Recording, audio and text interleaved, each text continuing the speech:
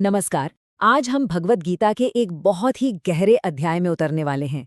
एक ऐसा अध्याय जो कर्म, कर्तव्य और मन की शांति इन सब के रहस्यों को खोलता है। तो चलिए साथ मिलकर कर्म की इस कला को समझते हैं। तो ये कहानी शुरू होती है कुरुक्षेत्र के मैदान में। सोचिए, एक तरफ है युद्ध का मैदान और दूसरी तरफ महान योद्धा अर्जुन, जो किसी बाहरी दुश्मन से नहीं बल्कि अपने ही मन के अंदर एक गहरे संकट से जूझ रहे हैं। ये एक ऐसी दुविधा है जिससे शायद हम सब अपनी जिंदगी में कभी ना कभी जरूर जुड़ते हैं। अब देखिए, अर्जुन के सामने एक बहुत ही भयानक कर्तव्य है और उनको मन क्या तर्क दे रहा है कि भाई एक्शन लेने से तो ज्ञान का रास्ता ज्यादा अच्छा है। उन्हें लगता है कि सोचने विचारने में, ज्ञान पाने में हिंसा या ऐसे क्रूर काम की कोई जरूरत नहीं होती, और यही वो काम है जो उन्हें युद्ध के मैदान पर करने के लिए कहा जा रहा है। और इसी उलझन में वो अपने मार्गदर्शक कृष्ण से सवाल करते हैं। वो पूछते हैं, आप मुझे इस क्रूर लड़ाई में क्यों धकेल रहे हैं, जबकि ज्ञान और चिंतन का रास्ता तो इससे कहीं ज्यादा बेहतर और शांति भरा लगता है। तो कृष्ण अर्जुन की इस दुविधा को अच्छी तरह समझते हैं और वो अपना जवाब मुक्ति की तरफ ले जाने वाले दो अलग अलग रास्तों, या कह लीजिए कि दो डिसिप्लिन्स के बारे में बताकर शुरू करते हैं। देखिए, एक रास्ता है ज्ञान का, इसका फोकस है हमारी शाश्वत आत्मा पर, और दूसरा रास्ता है कर्म का, जो इस बात पर जोर देता है कि हम एक बैलेंस्ड माइंड के साथ, एक संतुलित मन से दुनिया के साथ कैसे जुड़ें। लेकिन इससे पहले कि अर्जुन ये सोचें कि चलो ज्ञान का रास्ता चुन लेते हैं और काम से बच जाते हैं, कृष्ण एक बहुत ही बुनियादी सच सामने रखते हैं। और ये एक ऐसा सच है जो कर्म न करने के विचार को ही, मतलब इनएक्शन के आइडिया को ही पूरी तरह से खत्म कर देता है। और यहाँ एक बहुत गहरा रहस्य सामने आता है। कृष्ण समझाते हैं कि कोई भी जीवित प्राणी एक पल के लिए भी बिना काम किए, मतलब पूरी तरह से इनएक्टिव, रह ही नहीं सकता। कर्म से बचना असल में संभव ही नहीं है। अब सवाल उठता है, ऐसा क्यों है?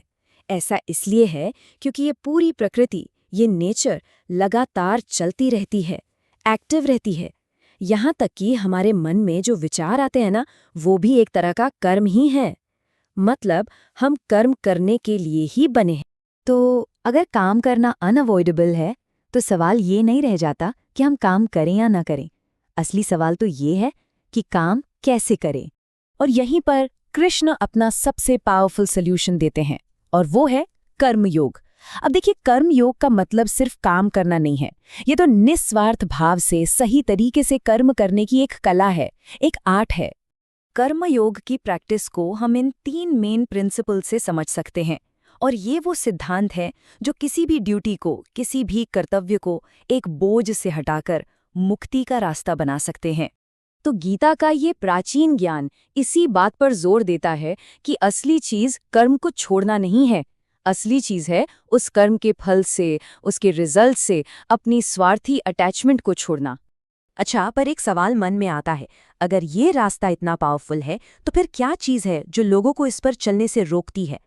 और यही सवाल अर्जुन भी पूछते हैं। एक ऐसा सवाल जो शायद हम सब ने कभी ना कभी खुद से पूछा होगा कि आखिर वो कौन सी अनदेखी ताकत है जो इंसान से उसकी मर्जी के खिलाफ भी गलत काम करवा देती है।